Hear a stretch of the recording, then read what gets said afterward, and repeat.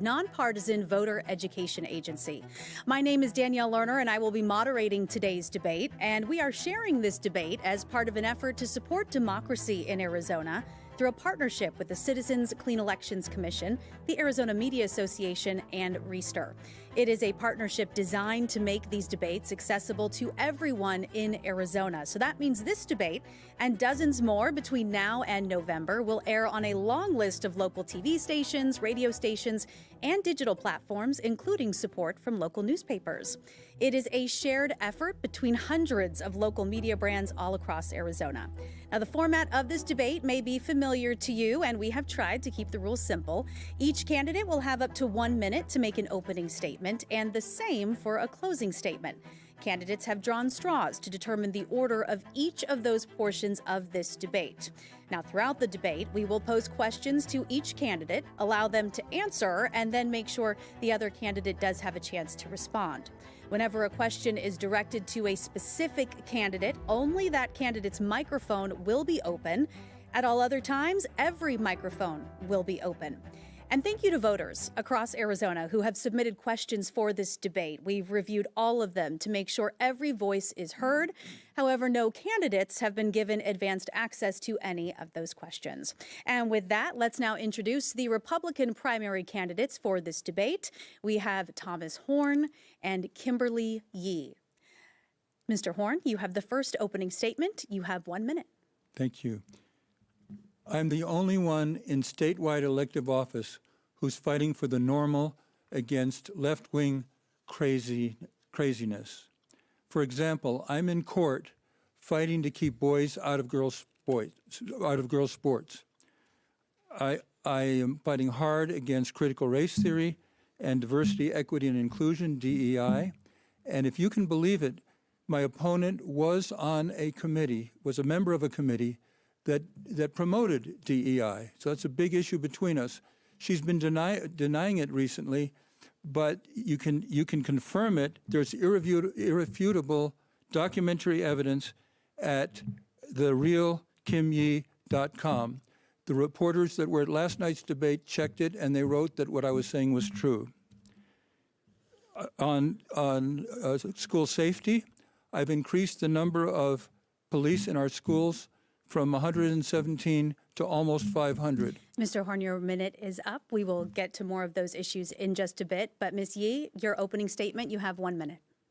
I'm Kimberly Yee, and I'm running for State Superintendent of Public Instruction because Arizona families deserve an education leader who will not only follow the law, protect school choice, and advance academic achievement, but also be able to bring that competence, not chaos, to the Department of Education.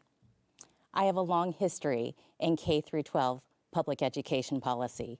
Back in the 1990s, I helped write the early school choice laws with charter schools, and I worked for 2 governors to advance school choice as well as vocational education. As the former Senate Education Chairwoman, I expanded ESAs for low-income families, and I put forward academic standards to increase those in our classrooms. We need a leader we can trust. That's why 4 former state superintendents of public instruction have endorsed my campaign. They know that we have a background of wonderful students across this great state, and they need a leader we can trust. Thank you, Ms. Yee. Now, tonight's debate is focused on how each candidate would lead Arizona schools. And so we look forward to hearing about policies and plans and your leadership experience. And so with that in mind, I'd like to start with the Arizona Auditor General's report released earlier this week, raising some concerns about oversight and administration of the state's ESA or school voucher program. Mr. Horne, as current leader of the Department of Education, what do you want voters to understand about how you are running the ESA program, your leadership of this program? Right. Well, the Auditor General criticized a number of government agencies, not just ourselves. And the Auditor General wrote that for dollars at risk, in our case it was $86,000. In the case of the Treasury under my opponent, it was $68 million.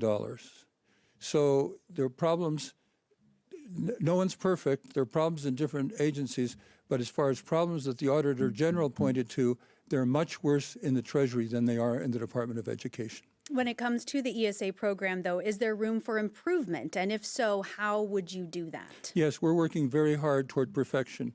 We do it the best we can now, but we're very involved in artificial intelligence. And when that comes online, pursuant to the work that we're doing, we will achieve perfection.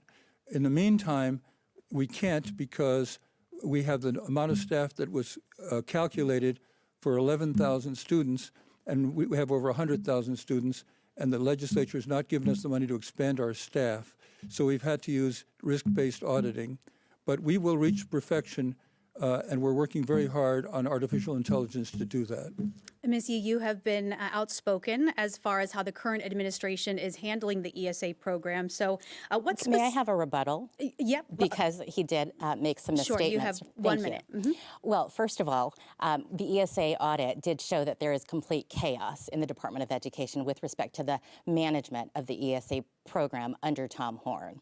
And with respect to his allegations of the Auditor General's report for my office, I would like to correct the record because, as you know, the state treasurer manages over $64.7 billion.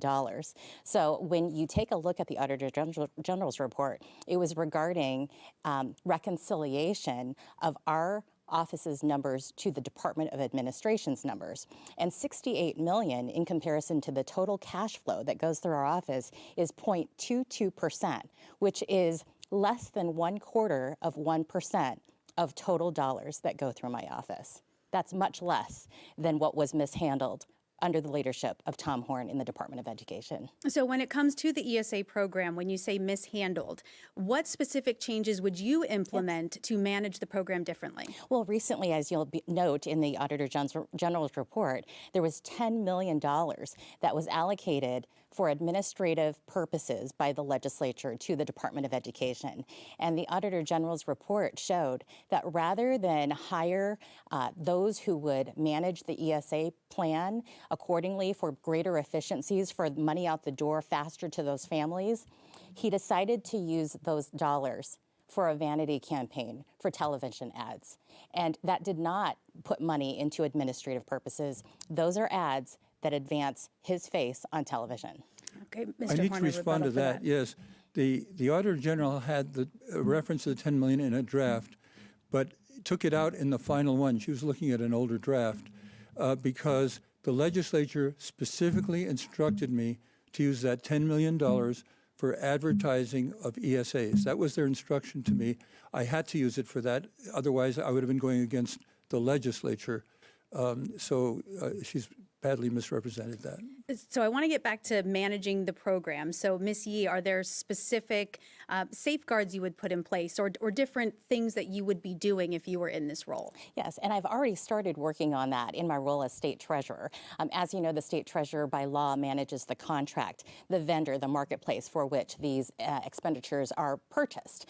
And that platform really needs to be updated so that we have new technologies, perhaps some AI designs, those that weren't in place at the time we bid for this contract in the past. And that might mean the same vendor that we currently use with new technologies. It may mean other vendors. But that contract should be going through the state treasurer's office, and I'm preparing that already with a request for information. It's called an RFI. And so for those purposes, I believe that we can have a greater ease for those families to be able to purchase those education-related items and make sure that when those items are purchased, that there is clear accountability on what those purchases are so that they will flag what is defined as educational versus what is not. And you said accountability there, and that leads into my next point about transparency and oversight in the ESA program. Mr. Horne, do more safeguards need to be put in place or guardrails to ensure that that money is going where it should be? Actually, when I took office, I established guardrails. I said every expenditure needs to be for a legitimate educational purpose and a reasonable cost. And some of the parents were upset about that. They thought they should be able to get whatever they wanted.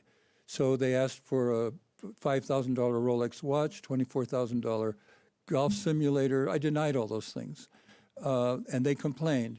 And a state senator took Jake Hoffman took their part and said he would recruit someone to run against me on that issue, and he recruited my opponent on that issue. And in the article that was written based on an interview just after she announced she was running, she said that I did not have the authority to deny what the parents wanted, that they knew what was best for their children. That means she would have paid for Rolex watches. Not true. And I think that's wrong. Ms. Yee, your response to that? Absolutely not true. And I said that at previous debates in the past. This particular individual likes to twist words. And clearly, I would not authorize a non-educational expenditure such as a Rolex watch. I've said it over and over again. What I did say was that the Superintendent of Public Instruction in his current capacity is overstepping the law, because these types of decisions with respect to what is considered and defined as educational expenses is done by the legislative authority. So the legislature defines the law, they pass those laws, and the role of the state superintendent is to administer those laws, not overstep it and create policies on his or her own. And that is something not only that I follow as an executive in a state agency of my own as state treasurer, but I was formerly in the legislature when we were passing early laws for ESAs. We want to protect this program and make sure that a bureaucrat within the Department of Education who is not elected, who may work for the superintendent or the superintendent himself, is not going beyond the laws that are defined for the ESA plan. And Mr. Horne, your response yes, to if you're going to deny a Rolex watch, you have to do it right away. You can't wait a year for the legislature to act.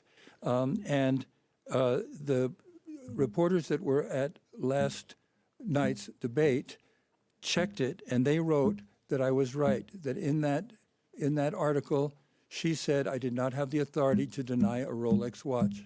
And I think that would subject the whole system to not be able to survive, because people won't stand for her allowing a Rolex watch to be paid while waiting for a legislature to act in 1 or 2 years. So what can be done within the superintendent's authority then to ensure, again, that the money is going where it needs to be? That's within the scope of this position. Ms. Yee? Well, again, as I have already started the process, we do need to have updated platforms so that we have a system very similar to, say, a health-related system, where if you have a health savings account and you swipe that card, you as the customer might think that contact lens solution might be authorized under that expenditure, but the system does not, so they will deny that purchase upon that swipe. We don't have that in place with respect to the platform right now. The flags are not there. They need to be there, and that's what my role as a state treasurer in my current capacity is moving forward to do, is to create a more updated, better technological platform that creates these measures so that immediately upon an anticipated purchase, that the system would know whether or not that is an educational item or not. Now, we have more than 100, real quick, this question, we have more than 100,000 students now enrolled in the ESA program. Yeah. And so my next question was for you, Mr. Horne, as far as the future of this program, should there be a limit on how big it can get, or, what do you see for the future of this? That's up to the parents. If parents feel their child is being served well in the local district school, I was a product of district school. My 4 children were products of district schools and did very well. That's up to them. But we have a family, for example, that has 3 children, 2 of whom are doing just fine in the neighborhood district school. But one of whom, the needs are not being met.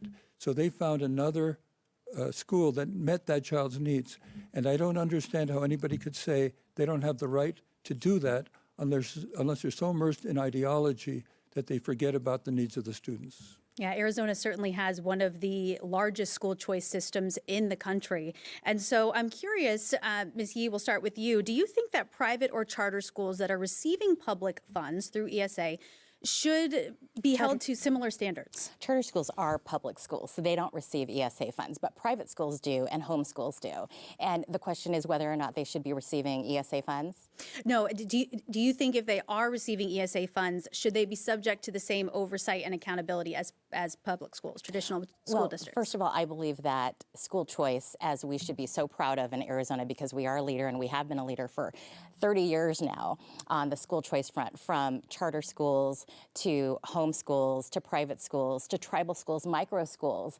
These are wonderful, and to public schools. I mean, they are on the menu as well. I am the product of a public school system here in Arizona, and they continue, to be part of that wonderful menu of school choice options. And parents deserve those options because every school choice that they make uniquely fits their child's needs. And that is their opportunity for all. So when we talk about homeschoolers, a growing homeschool population, as you can imagine here in Arizona with our wonderful families, but also our private schools. The question is whether or not they should be put under the same government regulations as the public district schools and the public charter schools.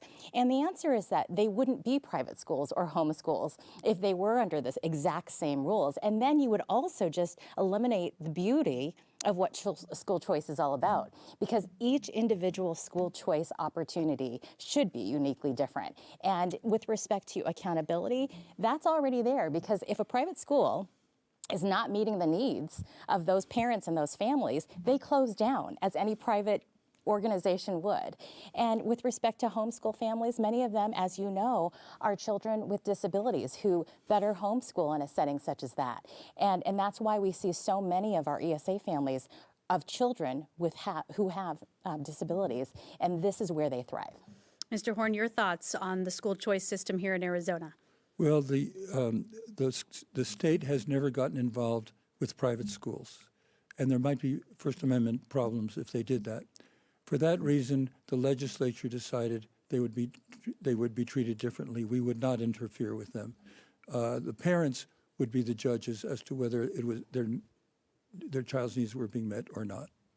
One of the other, if not the biggest issue with education right now in Arizona is our ongoing teacher shortage, reaching crisis levels. We've been seeing this for several years now. So what can you do in this role to help fill the gaps on so many Arizona campuses? Mr. Horne, we'll start with you. Yes, every year I address the state of education at the legislature. And every time I do that, I tell them that we have to increase the pay of our teachers, and we can do that without affecting taxes because there's plenty of money in the land trust. And the other thing we need to do is we need to pass a law to encourage administrators to support teachers on discipline. Too many administrators are too lax. They, a child misbehaves, they say, "You poor darling, it's not your fault. You come from a tough family," or whatever. No, actions have to have consequences. And a number of teachers have written me. One teacher wrote me and said she could name 40 teachers that left because the administrators didn't support the teachers on discipline. That was the Phoenix Union High School District. And so I tell them those are the two things we need to do to hold on to our teachers and to attract new teachers. We have to raise teacher salaries, which I've been fighting for all my adult life. I did that as a school board member as well. And we need to provide incentives for administrators to support our teachers on discipline. Ms. Yee, your thoughts on how we can improve the situation surrounding our teacher shortage? Well, this is personal to me because I am the daughter of a public school teacher who taught for 38 years in our Arizona public schools. And so when we take a look at how teachers are having to go to garage sales to pick up their own out-of-pocket purchases for school supplies, it's wrong. And so we need to be able to bring them the supplies that they need that goes right down into the classrooms to meet the teachers' needs and those students' needs. And that goes right back to how we fund our schools with respect to the breakdown from the administrative level to the classroom level. I believe we need to move more money from the district administration office to the classroom. This not only meets those needs of families for their students, but also for those teachers. And we absolutely should address teacher retention, because between the first and third year of a teacher's first experiences within that classroom, they need to be able to navigate that, and it could be very stressful. They have a lot of burdens on them, and what we don't have in place are mentor teachers from the assistance of the Department of Education, bringing mentor teachers to those districts, to those teachers who need that early help in those very early years. But of course, we have to also address the funding. And that's something that Arizona has not met in many years with respect to getting to scale what the teachers need for their salaries. And as we see inflation, and our money, is really just going out the door with gas prices, with the price of food, these teachers will leave these professions because they are not getting the needs that they need for the classroom, the supplies, but also for their own families. Now, when it comes to teacher pay and funding for education, the superintendent doesn't directly set teacher salaries, doesn't set the budget, but you can influence education funding and also prioritize policy. And so, going forward, what specific actions can you take in this role to get teachers more money, higher salaries, so that they stay in the classroom? Mr. Horne, we'll start with you. Yes, well, I've been lobbying ever since I was on the school board for higher teacher salaries, and I do it now every single year when I go to the legislature, and I do everything I can to persuade them to increase the teacher salaries. They can do it without raising taxes because of the money in the land trust. So that's something I've been devoted to my entire adult life. My opponent is mistaken in saying we don't provide people to help the teachers. We call them coaches. We provide as many as the legislature will fund. We lobby the legislature to fund more because we have studies that show that kids learn to read faster if they have coaches supplied to them by the Department of Education. And so we do our best to expand the number of coaches, but we are doing that. And Missy, I'll give you a chance to respond to that. I believe did you say mentor teachers? Is that different than the coaches that are currently in place? Well, this goes back to the status quo.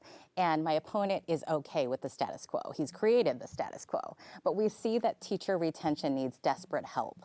And so while he says he has coaches that are supposed to assist with these early in years teachers, it's not helping, apparently, because the teacher retention rate is a huge problem in Arizona. And we see so many other states coming to recruit these wonderful teachers to go to another state. And we have to address the issue through proper funding. And as I run the endowment for the state land, it's called the Permanent Land Endowment Trust Fund.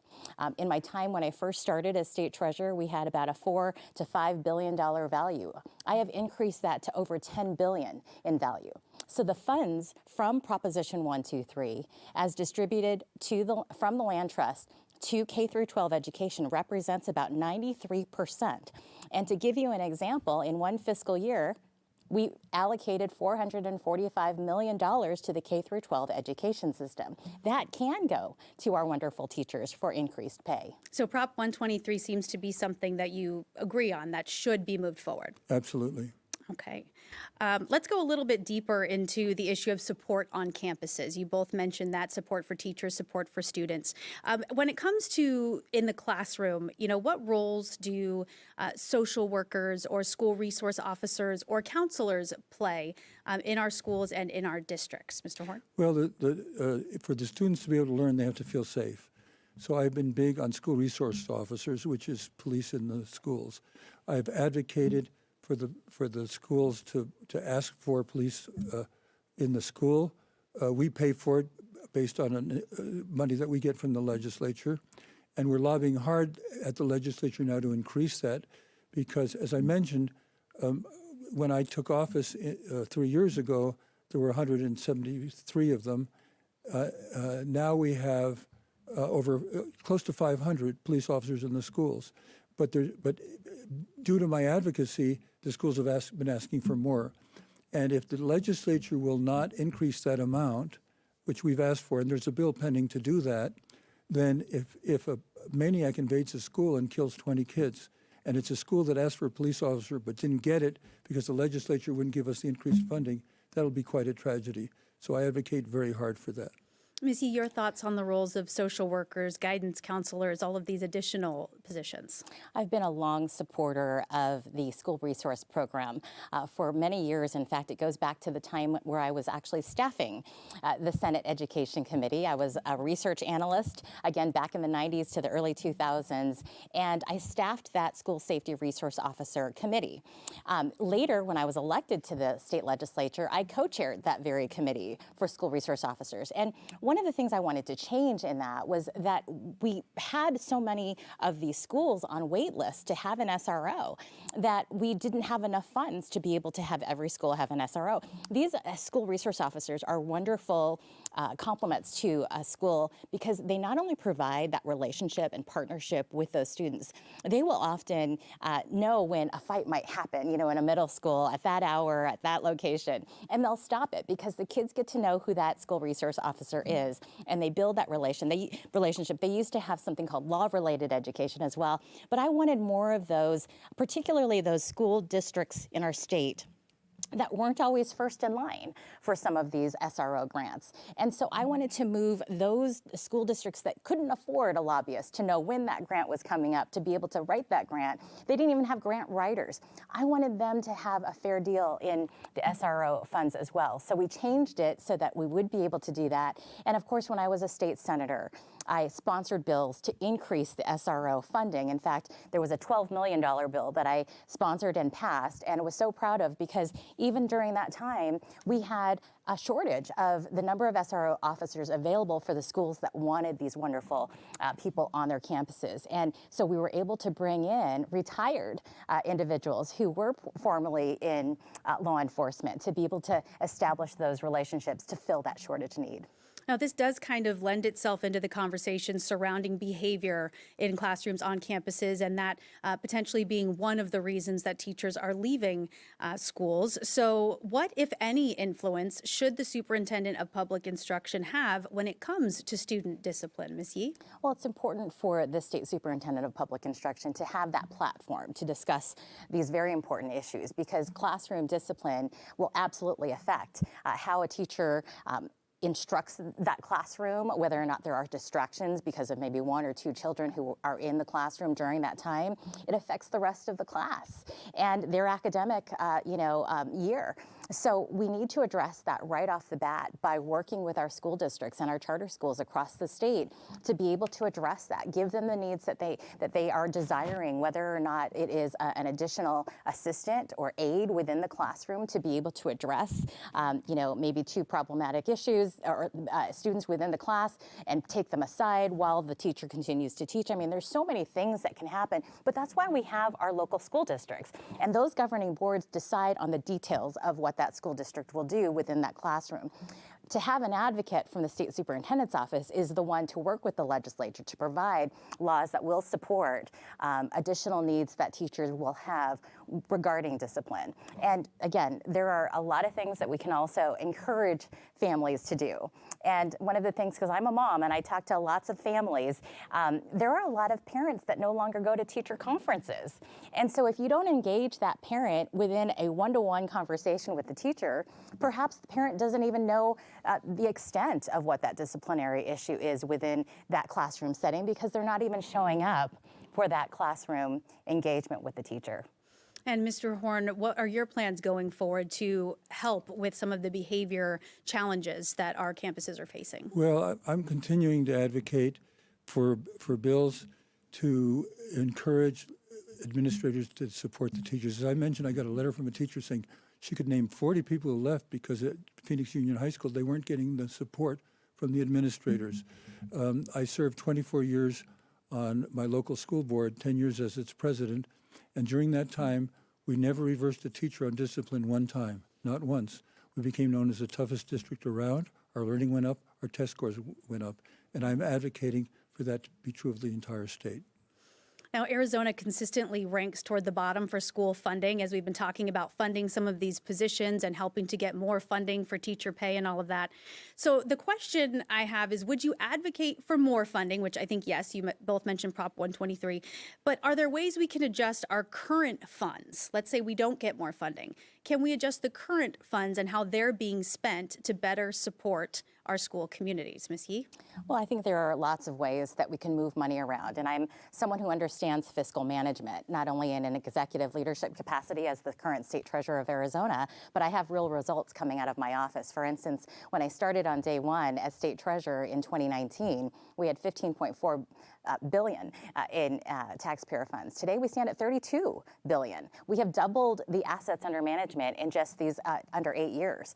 So my understanding of how budget budgets are run at the school district level, it's run by the governing board. And so we really need better engagement, for instance, between the State Department of Education and those local governing boards. That's how I run my office currently. I manage local government funds. So I meet regularly across the entire state of Arizona, all 15 beautiful counties. And I meet with mayors. I meet with local council people. They are the ones who are managing their local budgets. But you can't do that with a phone call. You need that eye-to-eye engagement, that relationship, that partnership. There's a level of accountability there when you establish that relationship. And I've done that with all of our cities and towns across Arizona. We need to do that with our local school districts by meeting with those local governing boards and those elected individuals. Once they are elected, I would invite them to come to the Department of Education to learn about all of the budgeting needs, the management, from line items to the property taxes, even to ethical leadership. I mean, these are wonderful things that the Department of Education can supplement to what is currently happening to build that budget to where it's greatly effective within the local school district and, of course, for the state. Mr. Horne, how would you make the most of the funding that we have for education? Yes, we did a study that showed that the school districts that spent less on administration and more on teacher salaries did better academically than the districts that spend more on their administrators. In my school district, we took half of the people in the district office and we sent them back to the classroom. We were spending 2.5% of our budget on administration, on the central office administration. When I got in the legislature, I tried to get a bill passed to limit the others to 5%. I thought if we could do it for 2.5%, they could do it for 5%, and they'd have more money for their teachers.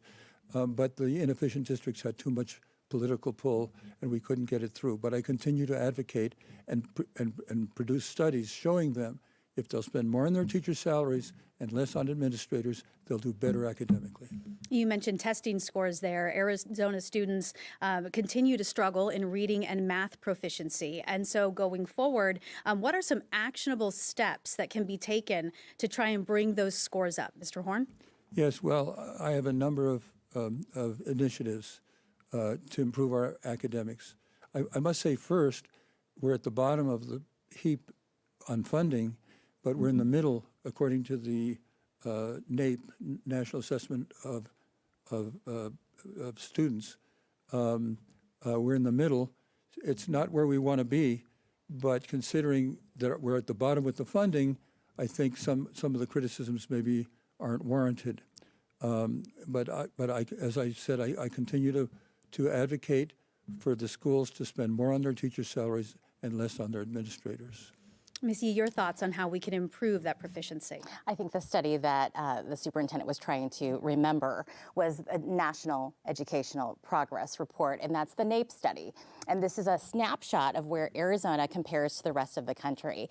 And while he says we are in the middle, he is only discussing math at probably the 8th grade level. In reading, in 4th grade, we have a problem. In fact, we are at the bottom, where if you compare national levels of assessments in the area of reading in the 4th grade, we are below the national average.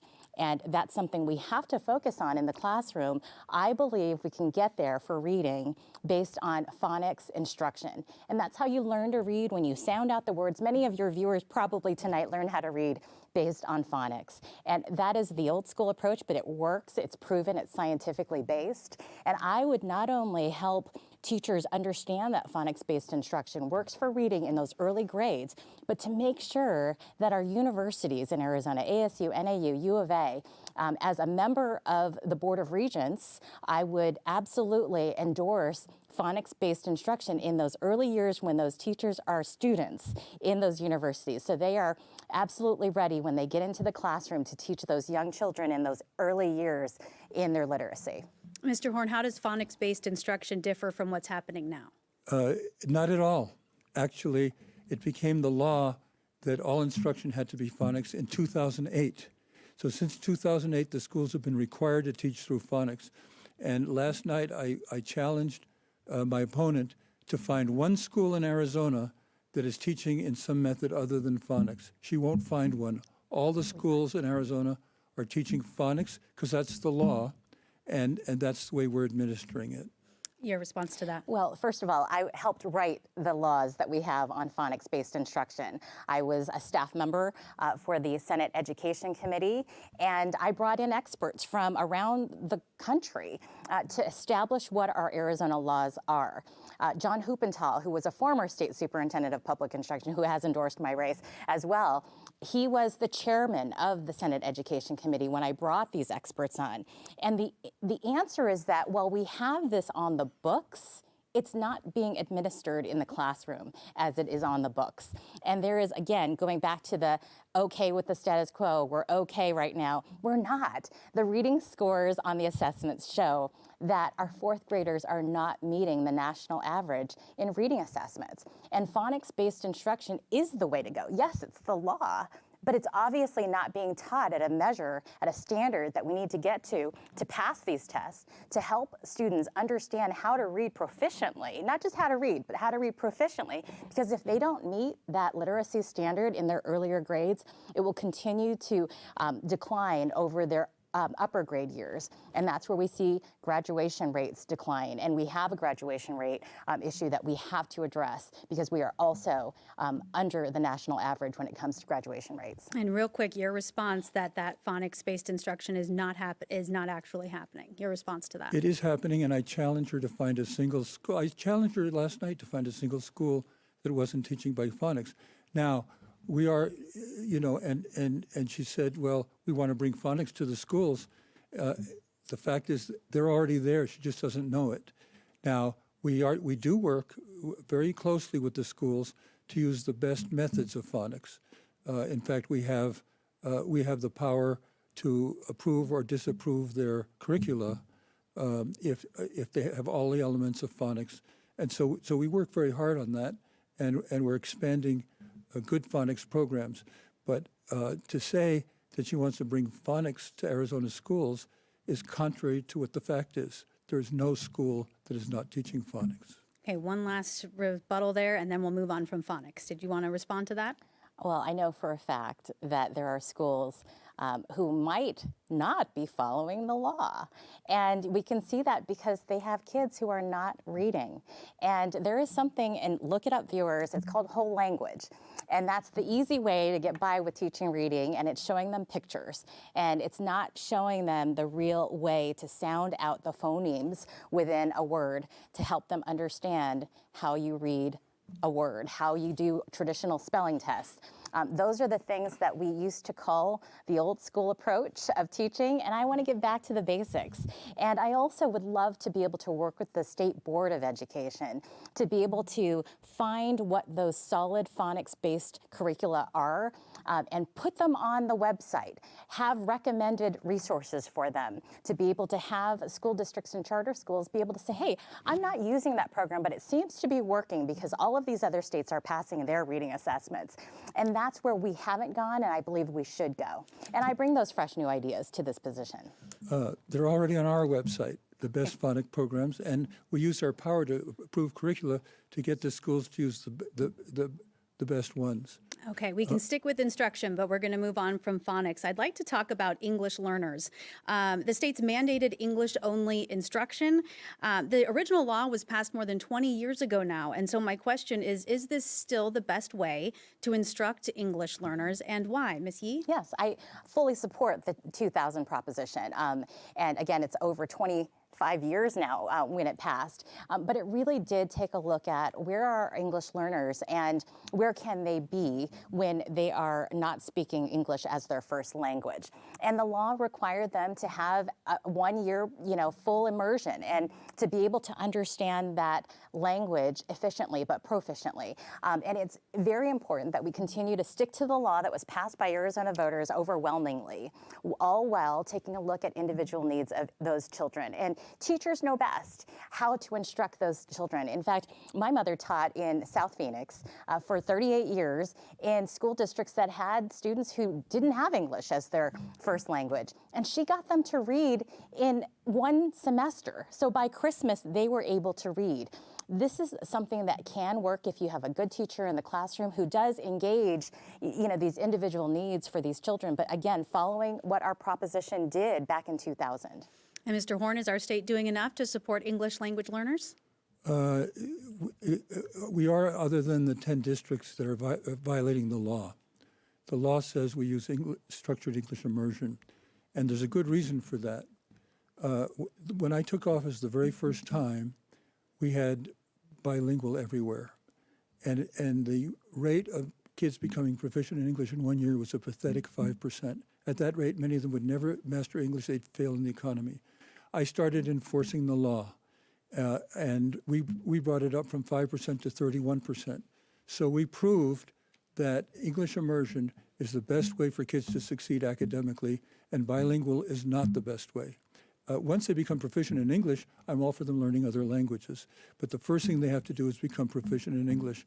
And I've been fighting in the courts to try to get the 10 districts that are violating the law to follow the law. But the rest of the state is using structured English immersion. We have a fabulous administrator who teaches the teachers how to do structured English immersion. And I'm also doing a lot to enforce the law and get the schools to be sure to comply with the law and use structured English immersion and not bilingual education. When it comes to what's being taught in our classrooms, is there a place for social emotional learning? Is there a space for that in our classrooms? Well, it depends what it is, but the way it's been used, I think it's not good. My predecessor, who was a Democrat, that was her big thing, social emotional learning. My heroes are English teachers who love English, history teachers who love history, and so on. They came to me when I was elected this time and complained that under my predecessor, because of the doctrine of social emotional learning, when they wanted to be teaching their subjects, they had to play what they described as dumb games with the kids. So I said, no more. The teachers should be teaching their subjects bell to bell. Every instructional minute is precious. And I think those teachers are very happy about that change. Ms. Yee, your thoughts on social emotional learning in our schools? Well, it's not just social emotional learning, it's also DEI. And, that stands for diversity, equity, and inclusion. And these are things that distract from the basics, which are reading and math. And to get back on the subject of DEI, because in my opponent's opening statement, he made an allegation that is truly false, saying that I was not only on the DEI committee of the State Treasurers Association. He said that I was the chairwoman of that committee. Well, first of all, he knows that he is lying because he was sent this letter from the National Association of State Treasurers naming every single committee for which I have served on. It's dated May 4th, and this does not list any DEI committee for which I have served. I have fought, in fact, against those types of issues that distract from real representation on merit, because I believe that an individual should advance based on their skills, on their experience, on their merit. And I have pushed forward with our Republican majorities in the state legislature bills that would ensure that we don't use these types of DEI policies to advance state employees for hiring, training, or promoting. So the allegation is untrue, and I wanted to make sure our viewers understand that. And also to correct the record because there was no rebuttal period. Sure, and we did cover that off the top, and I'm going to have to rein us in a bit. No, I do want to say something about that. Well, one of the rules was that we were not supposed to have props today, and so I'm going to have to say we can't continue along that line of questioning. Committee. We covered that in the beginning, and we're not supposed to have props on the podium. So I'm going to redirect us now. We can keep with the topic of DEI. So I presented one. I understand. And people can see it on the real. And now we're even, so no more props on the podium, please. Right. We can continue to talk about DEI, however, because I know this is a big issue in our schools. And so my follow-up question would be, are there specific programs or practices when it comes to DEI that concern you? Mr. Horne, you can go first with that one. Yeah, I think DEI is a terrible thing. And your listeners can go to therealkimberly.com, just as the reporters did and wrote in their stories today that what I was saying was true and what she was saying was not true. She was on that committee. Okay, we're talking about DEI in our classrooms, though. So are there certain programs or practices happening in classrooms in Arizona that are particularly concerning to you? Yeah, it's very concerning because I think the most interesting philosophical divide in our country today is those who believe in individual merit, as I do, and those who believe in racial entitlements. And the problem with racial entitlements is they don't do anything to encourage hard work, conscientiousness, or creativity. So if they win that philosophical fight, which I'm very involved in, and have been since 2008 with critical race theory, if they win that, we'll become a mediocre country, and the Chinese will be the power, and they'll be calling the shots, if you can imagine a world like that. We have to emphasize individual merit and not what race people come from. It's not relevant to anything what race they are, but in DEI, they keep pushing race. You have to have equal results by race regardless of merit. And that's totally wrong. We need to emphasize individual merit so that we can be an achieving country as we always have been.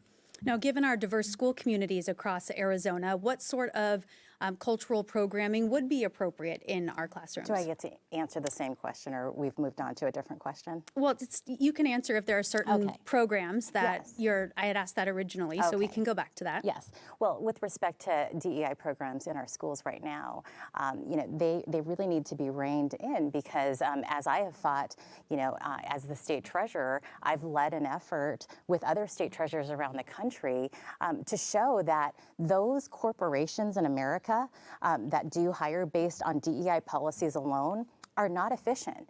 They are actually devaluing their company. And so it puts a state treasurer like me in a position to warn those private corporations that are putting DEI first that we will no longer invest in them because their effectiveness as a company, their value as a company is not showing forth because they're hiring people not based on their experience and their background and their effectiveness, but just based on who walks in the door based on that policy. And so if that decreases the value, then we have to, eliminate them from our list of investments.